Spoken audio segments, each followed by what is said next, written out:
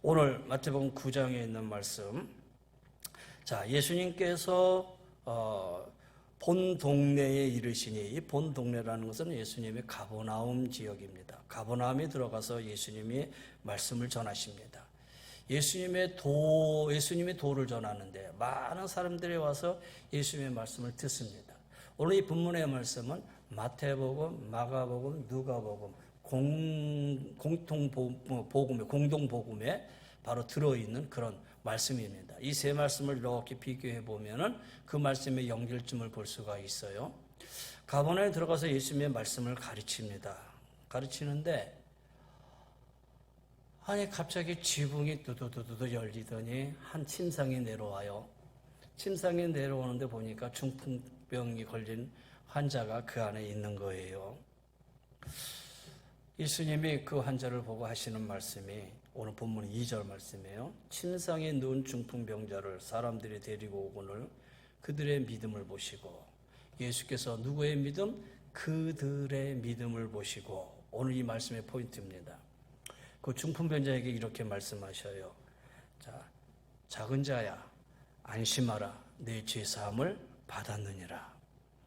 자, 오늘 주님이 이 중풍 환자를 보고 주님이 주신 첫 번째 말씀이 안심하라, 안심하라, 안심하라라는 이 말의 언어는 나르세이입니다. 용기를 가져라, 확신하라, 그런 거예요. 네가 지금까지는 절망 가운데 살았지만은 이제는 그 절망 중에서 일어날 때가 되었다. 중풍병자의 처절함을 잠재우는 그런 말씀이었어요. 근심과 걱정의 폭풍을 잠재우는 평안의 말씀이었어요. 여러분, 이 시간 이 말씀이 여러분에게 들려지기를 간절히 소원합니다. 아무개야 평안하라. 할렐루야.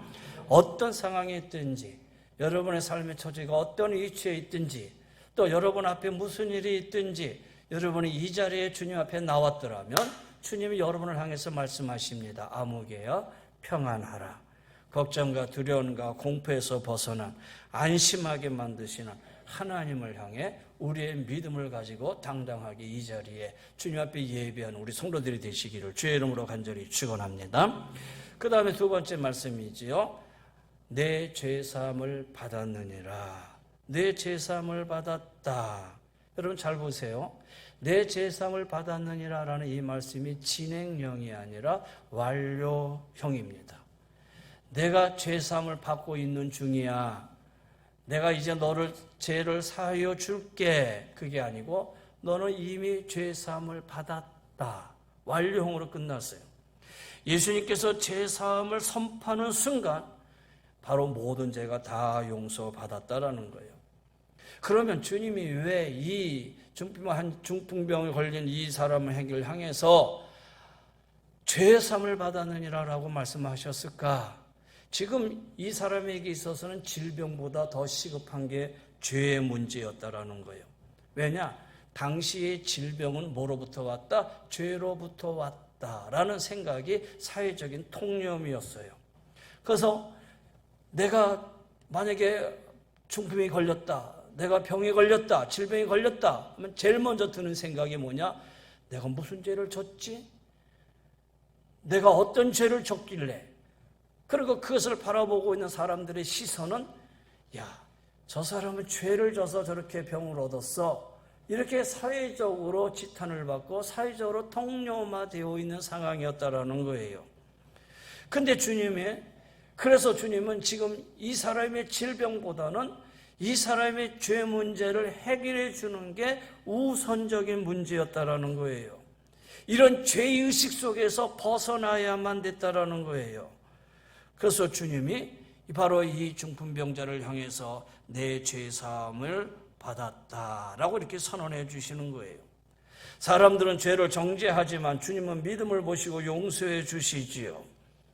그랬더니 옆에서 보고 있던 서기관들과 율법 학사들이 무슨 소리냐? 죄의 용서함은 하나님에게 있는 건데 네가 하나님이냐? 신성모독을 하였도다. 아니 지금 이 사람들이 여기 왜 와 있는지 모르겠어요. 그렇잖아요? 아니 지금 예수님을 향해서 지금 이렇게 말할 정도의 사람들이 왜 예수님 옆에 와 있는지, 근데 이들이 지금 예수님 앞에 와 있는 목적은 한 가지예요. 어떻게 하면은 예수를 죽일까? 그런 상황 속에서 예수님 앞에 이 어떤 꼬투리를 잡으려고 하는, 문제거리를 잡으려고 하는 그런 마음으로 예수님 옆에 와가지고 무슨 말을 하나, 어떤 행동을 하나, 그 다음에 무슨 일을 행하나, 그래서 잘못된 거 보면은 봐라, 저거 하나님 앞에 잘못된 것이다, 신성모독이다, 율법을 반하는 거다. 지금 그런 마음으로 예수님 앞에 나와 있어요. 아니, 주변에 많은 사람들이 있는데 하필은 왜 그런 마음을 가지고 주님 앞에 나왔겠느냐라는 거예요. 여러분, 어떤 마음 가지고 나오셨어요? 여러분, 지금 주님 앞에 이런 나왔을 때 우리의 마음이 도대체 오늘 목사님 설교하는데 어떤 설교를 하나 한번 드러나 볼까? 혹시 설교가 틀리지는 않을까? 잘못된 건 없을까? 이런 마음으로 여러분 나온 건 아니잖아요. 그렇잖아요. 여러분, 주님의 말씀을 들으려고 하는 갈급한 마음으로 주님 앞에 나왔잖아요. 우리가 주님 앞에 나올 때 우리의 마음의 자세가 중요하다라는 거예요.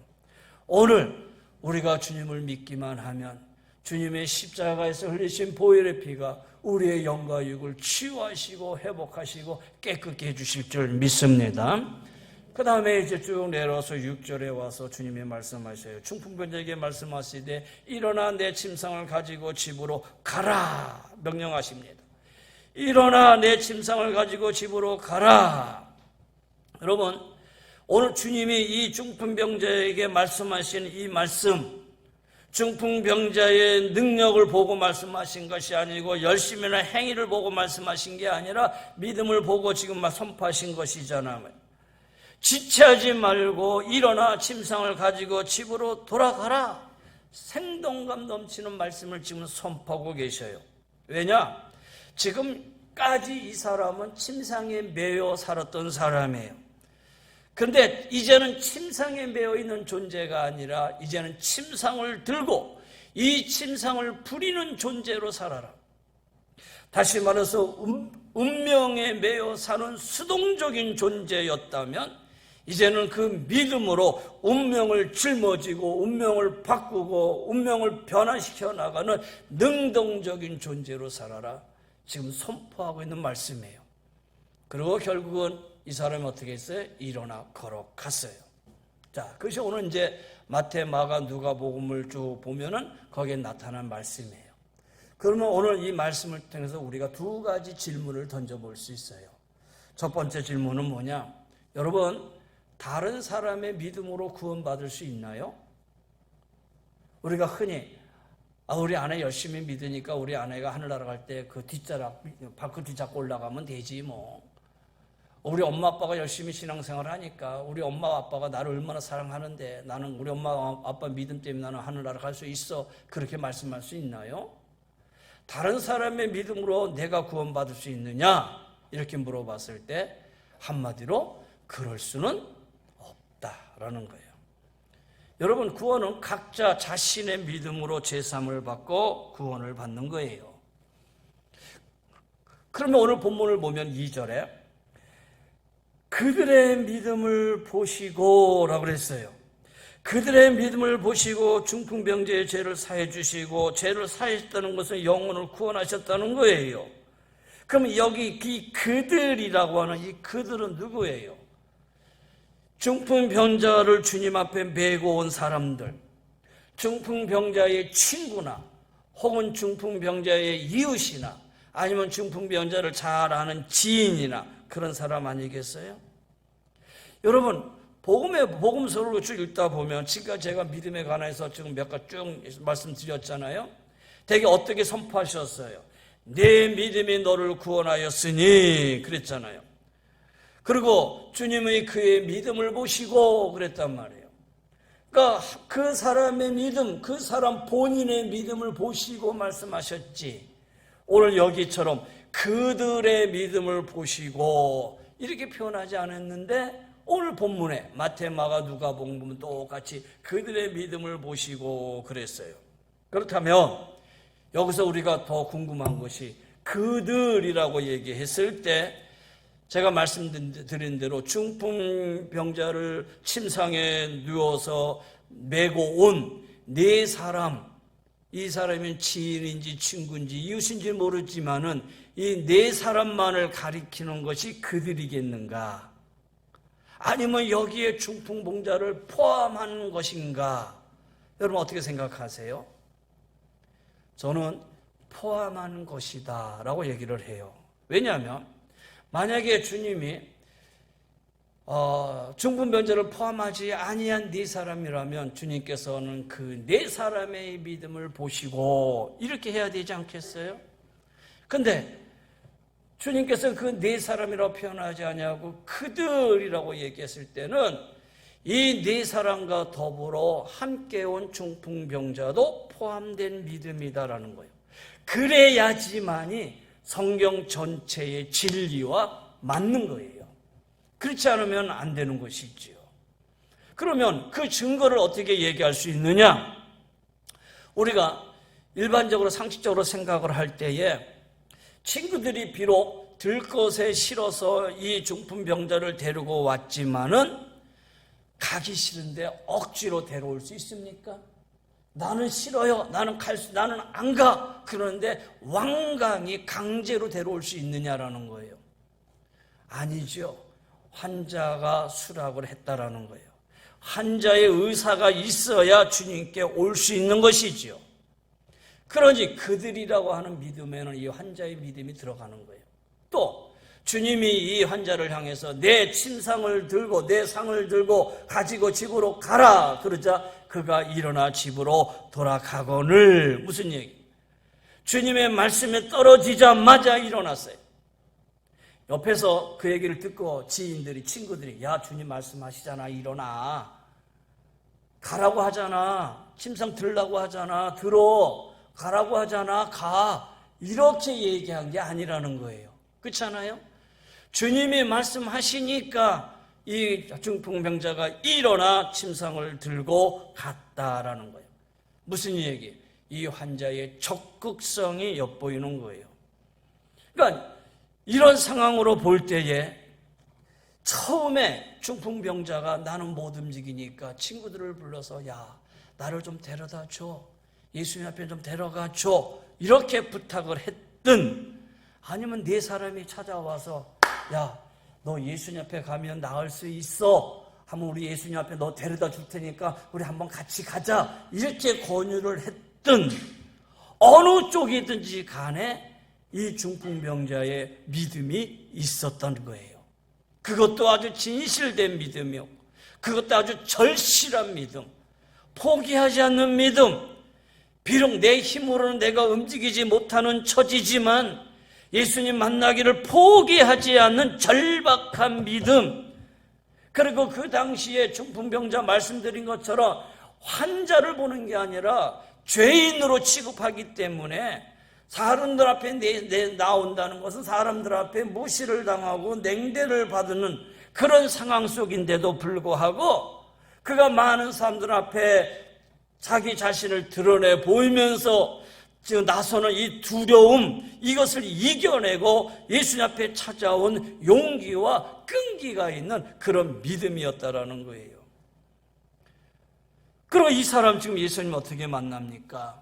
사람들이 다 막혔어요. 뚫고 지나갈 수가 없어요. 그랬더니 친구들이 지붕을 올라가가지고 지붕을 뚫었어요. 그리고 그 뚫린 구멍으로 들것에 달아서 내려요. 여러분 그 상황을 한번 보시면 이거는 정말 지금 막 예수님의 말씀 전하고 있는데 갑자기 위에서 도도도도 소리가 나더니 뭔가 하나가 쭉 내려오더니 그 상황이 어떻게 되겠어요? 아수라장이 되지 않겠어요? 어떻게 보면 우스운 그런 상황일 수도 있고 한편으로는 저 지금 뭐 하는 거야? 하고 사람들이 손가락질하며 비난하고 욕먹을 일이었고요. 그리고 남의 지붕을 뜯어냈으니 나중에 어떻게 해야 돼요? 그 지붕을 배상을 해줘야 되잖아요. 배상에 비용이 들어가야 할 일이었고 손해가 만만치 않아요. 대단히 위험하고 무모한 모험이었다라는 거예요. 그런데 환자는 왜 순순히 따랐느냐? 그만큼 예수님을 확실하게 믿었기 때문에요. 내 삶의 답은 누구에게 있다? 예수님에게 있다. 할렐루야. 그게 하세요. 내 삶의 답은 예수님에게 있다. 할렐루야. 예. 여러분 그래요. 내 삶의 답은 다른 데 있는 게 아니에요. 예수님에게 있어요. 내 모든 것에 대한 아무리 힘들고 어려운 일이 있어도 예수님만을 만나면 해결된다고 하는 확신이 있었기 때문이에요. 여러분에게 어떤 일이 있습니까? 힘들고 어려운 일 있으시지요? 몸도 마음도 피곤하시지요? 그러나 몸도 마음도 피곤하다고 어렵고 힘들고 괴롭다고 해서 여러분 믿음 포기하지 아니하고 이 자리에 나와서 앉아 있다라는 것, 여러분 여기에 주님 말씀하실 거예요. 평안해라, 안심해라, 내 제삼을 받았느니라, 이제 일어나 걸어가라. 이런 주의 음성이 여러분에게 임하게 되기를 주의 이름으로 간절히 권면하며 축원합니다. 오늘 이 말씀을 보면서 여러분 제가 3주 전에 말씀드렸던 38년 된 환자 얘기, 여러분 베데스다 연못에 38년 된 환자가 있었어요. 베데스다 자비의 집이에요. 그 주변에 많은 사람들이 환자들이 있었어요. 그런데 왜 주님은 유독 38년 된 환자에게만 찾아갔을까? 많은 환자들이 있는데 예수님이 지나가다 보니까 이 환자가 아이고 아파 하면서 큰 소리로 신음을 했을까? 아니면 주님 보시기에 그 환자가 가장 아프다고 느꼈을까? 모든 사람보다 딱하게 보였었을까? 아니면은 혹시나 주님이 소문을 들어서 서로 어느 정도 알고 있는 그런 사이였을까? 여러분 한번 생각해 보세요. 여러 가지 의문을 던질 수 있잖아요. 그러나 이런 질문에 대답하기 전에 환자의 상태를 먼저 보세요. 38년간 누워 있었어요. 이 사람을 도와줄 가족도 친척도 없어요. 친구도 다 떠났어요. 조건이 너무 열악해요. 아주 절망적인 상황이에요. 가능성 경제력 제로예요. 그런데 중요한 것은 이 사람이 체념하지 않았다라는 거예요.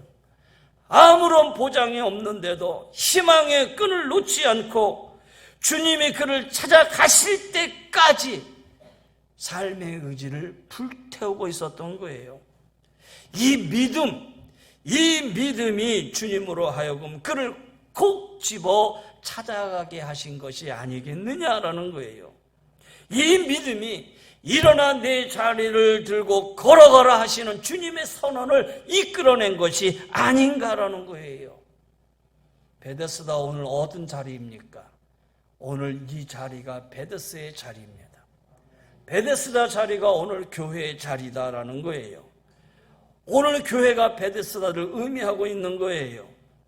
주님께서 체념하거나 포기하지 않고 베데스다에 있는 여러분을 꼭 찾아오셔서 여러분의 문제를 열어주시고 해결해 주실 거예요.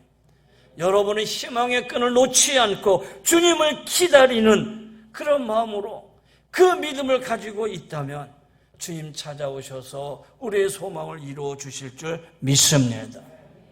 두 번째 우리가 생각해 봐야 할 질문이에요. 자, 그럼 이제 중풍병자의 믿음을 봤어요. 그 다음에는 그들의 믿음 속에 누구의 믿음이 있어요? 이 네 사람의 믿음이 있잖아요. 네 사람의 믿음. 이 중풍병자를 데리고 온 네 사람의 믿음. 이 사람의 믿음이 참 남달라요. 이 사람의 믿음이 바로 예수님의 마음에 감동을 준 것 같아요. 환자 못지않는 대단한 믿음이었어요. 여러분, 그러면 이 믿음은 도대체 어떤 믿음이었겠는가? 한번 두 가지를 생각해 보려고 그래요. 첫째는 일반적으로 생각하고 있는 사회적 통념을 깨버린, 다시 말해서 사람들이 생각하고 있는 이 장복을 뛰어넘는 그런 믿음이었다라는 거예요. 자, 보세요. 이 환자를 데리고 예수 앞에 갔어요. 사람들이 많아요. 도저히 접근할 수 없어요.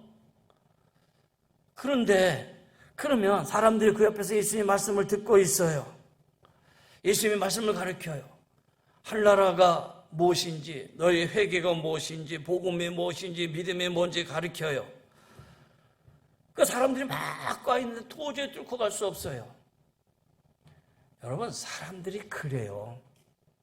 여러분, 아무리 우리가 말씀을 듣고 있더라 하더라도 딱 돌아봤을 때 지금 친구들이 4명의 친구들이 환자를 데리고 지금 딱 그 4명이 지금 요를 들고 이 사람 침상에 누워서 데리고 왔으면 어떻게 해야 되죠? 아유, 참 딱하다. 들어오세요, 들어오세요. 자리를 비켜줘야 되잖아요. 우리가 운전하고 가다가도 뒤에서 띠용띠용 하고 막 이렇게 비상라이트 켜고 막 달려오는 차가 있으면 어떻게 해요, 여러분? 내가 앞섰으니까 내가 먼저 가야 돼. 그럽니까? 다 비켜주잖아요. 비켜줘서 차가 쫙 가게 하잖아요. 그런데 지금 4명의 친구들이 침상에 있는 환자를 데리고 있는데도 사람들이 뺑 둘러서서 도대체 쳐다보지도 않아요. 한 사람도 이 사람에 대해서 관심도 없어요. 심지어 전통이니 법이니 그러면서 오히려 무관심하고 이 사람을 죄인 취급하고 있었을 그런 상황이잖아요. 그러면 이 친구들이 그걸 보면서 야, 네가 가자고 그랬고 아니면 우리도 한번 너를 데리고 가보자 하는 마음으로 여기까지 왔는데 야, 이거 도저히 안 되겠다. 도저히 우리 쳐다보지도 않고 예수 앞에 들어갈 방법도 없고 야, 지금 저 사람들 눈빛이 우리를 그렇게 긍정해 아주 긍일의 눈빛으로 보지도 않고 죄인으로 보고 있는데 야, 도저히 안 되겠다. 우리 다음 기회를 한번 찾아보자. 예수님 다음에 오실 길목을 한번 찾아봐서 그때 한번 가자. 여러분, 아마 우리 같으라면, 나 같으라면, 여러분 같으라면 그렇게 할 수도 있지 않겠어요? 근데 이 네 친구가 아니었어요. 그래? 알았어. 지붕으로 올라가더니 지붕을 뜯어내요. 사람이 막히자 지붕을 뜯어내요. 어지간하면 포기할 만도 한데 포기하지 않아요. 여러분, 지금 이 가득 메운 사람들과 이 4사람의 차이점은 뭐냐? 이 4사람은 중풍병 환자를 죄인이라고 하는 사회적 통념의 틀에서 가두지 않았다라는 거예요. 이 중풍병자를 보는 시각이 사회적 잣대로 판단하기 전에 중풍병 환자 존재를 있는 그대로 받아들였다라는 거예요. 이 환자의 아픔을 그대로 생각을 했고 그의 고통과 외로움을 그냥 있는 그대로 깊이 공감했다라는 거예요. 그래서 그들은 그렇게 절박할 수 있었던 거예요. 사람들의 비난을 감수할 각오가 되어 있었고 경제적인 배상도 내가 감당하겠다라는 그런 마음도 가질 수 있었다라는 거예요. 그러니 주님이 감동하지 않을 수밖에 없죠. 사람들은 이상한 눈으로 바라보고 죄인으로 얘기하는데 이 4사람은 그렇게 사회적 통념에 매여 있지 않는 거예요. 그걸 뛰어넘은 거예요. 그리고 그 사람의 아픔에 공감하는 거예요. 그 사람의 아픔을 배려해 주는 거예요. 그리고 내 시간도 내가 가지고 있는 비용도 내가 다 갚겠다고 하라는 그런 마음으로 뜯어낸 거예요. 그리고 주님 앞에 내린 거예요. 그러니 주님이 그들의 믿음을 보시고 이렇게 표현하지 않을 수 없는 거예요. 그들의 믿음을 본 거예요. 그리고 주님이 말씀하시잖아요. 작은 자야 내 죄사함을 받았느니라. 작은 자야 작은 자야. 여러분, 이 작은 자야라는 이 테크논이라고 하는 이 말씀은 부모가 자식을 부를 때 사용하는 말이에요. 다시 말해서 얘야라는 말이에요. 더 친근하게 얘기하면 아들아 라는 그런 표현이다라는 거예요. 그럼 주님이 왜 이 단어를 썼느냐? 이 중풍병 환자에게 가장 친근하고 다정한 표현을 쓰시고 싶은 그런 마음이에요. 사람들이 오늘 이 사람을 죄인이라고 단죄하고 멀리하지만 나는 너를 소중하게 생각한단다. 나는 너를 가장 사랑한단다. 주님의 마음을 전달하기 위해서 사람들의 냉대와 비난에 상처받고 고독한 그에게 주님의 이 깊은 사랑, 하나님의 사랑을 전하기 위해서였다라는 거예요. 사회적 통념에 따라 죄인이라고 생각했다면 이런 표현을 쓸 수 있는 게 아니에요. 예수님 역시 세상 사람과는 다른 측은지심의 시선으로 그를 바라본 거예요. 그러니 소자야, 작은 자야, 테크론, 이런 말을 쓸 수 있었다는 것이죠. 오늘 주님 우리를 향해서 말씀하십니다. 얘야, 아들아, 내가 너를 사랑한다. 할렐루야. 오늘 주님 우리를 사랑하셔요. 우리를 향한 주님의 사랑이 이 자리에 풍성하다라는 거예요. 그래서는 어떻게 우리의 믿음이 남달라야 돼요. 사회적 풍념 속에, 사회적 관심 속에 매여 있는 그런 신앙과 믿음이 아니라는 거예요. 뛰어넘는 믿음이에요. 그것을 부시고 주님의 눈으로 바라볼 수 있는 그런 시선을 가지고 우리가 믿음 앞에 서야 된다는 거예요. 더 나아가서 그들의 믿음은 어떤 믿음이냐? 몸으로 믿는 믿음이에요. 몸으로 믿는 거예요. 말로만 하는 게 아니에요. 입으로만 하는 게 아니에요. 머리로만 하는 게 아니에요. 몸으로 믿는 믿음이었다라는 거예요. 여러분, 설교자의 가장 행복은 내가 이 자리에 서 있다라는 거예요. 근데 늘 말씀드리지만 아직도 어려워요. 이 자리에 쓴다는 게 두렵고 아직도 어려워요.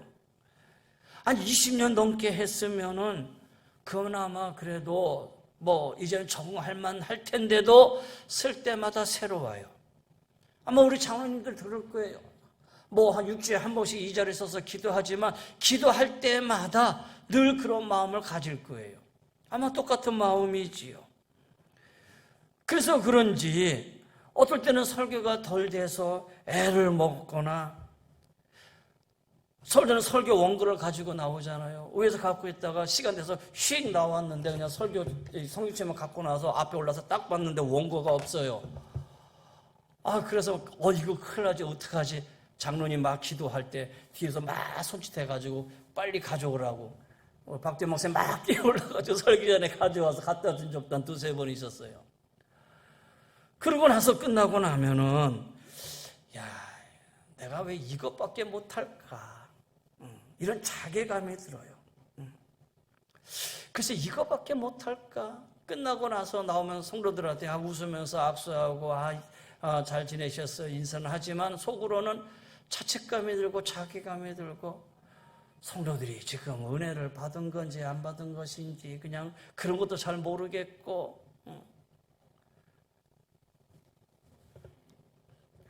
지금도 그래요. 마음이 그렇게 편치만 않다라는 거예요. 더 중요한 것은 가르치려고만 있는 게 아니고, 그렇잖아요.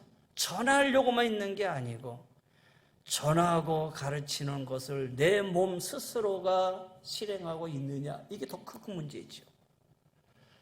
가르치고 전하는 게 끝난 게 아니라 그것이 내 몸 스스로, 내 스스로가 그 몸으로 기억하고 행하고 있느냐라는 거예요. 주님 말씀하셨잖아요.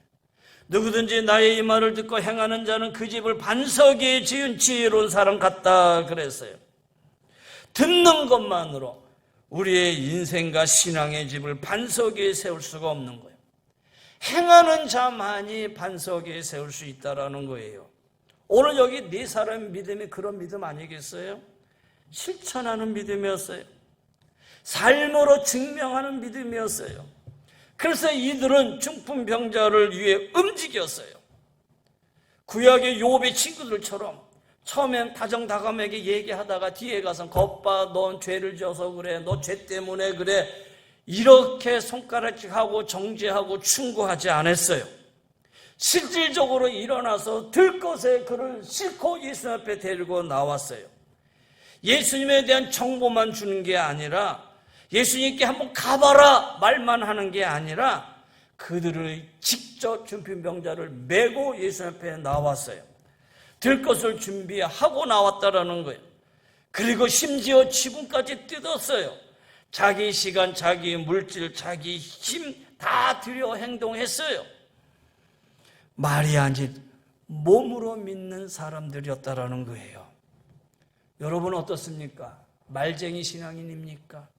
아니면은 글쟁이 신앙인입니까? 말만 잘하는 신앙인, 말만 하는 믿음인입니까? 아니면 글로만 쓰고 있는 글쟁이 신앙인입니까?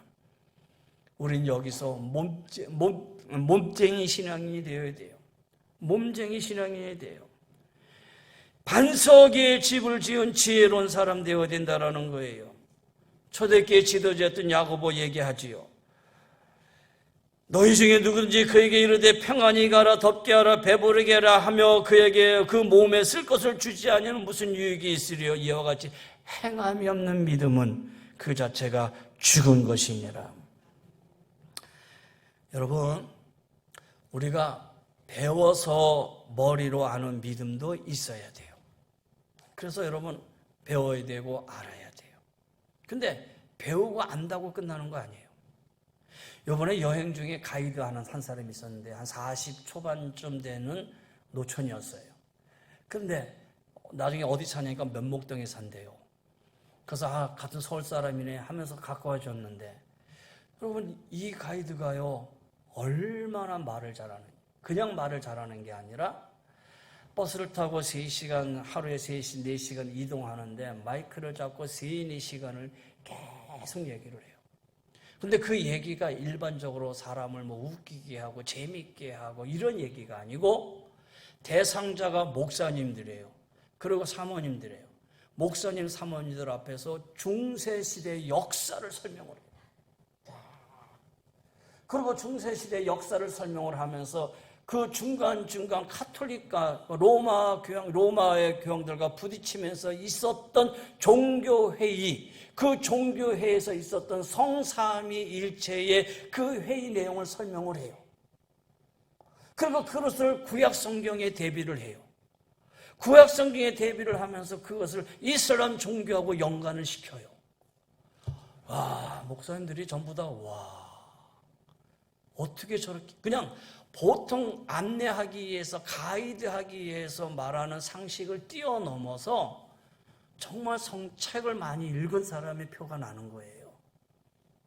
정말 3, 4시간을 그것도 매일같이 쫙 합세부르크의 600년의 역사, 그거 외우기도 힘든데 몇십 년을 했다고 해도 여러분 그 이름만 외우는 게 얼마나 싫어요. 무슨 메세 또 무슨 누구 그거 어려운데 그거 쫙 풀어내요. 그리고 성경을 얘기해요.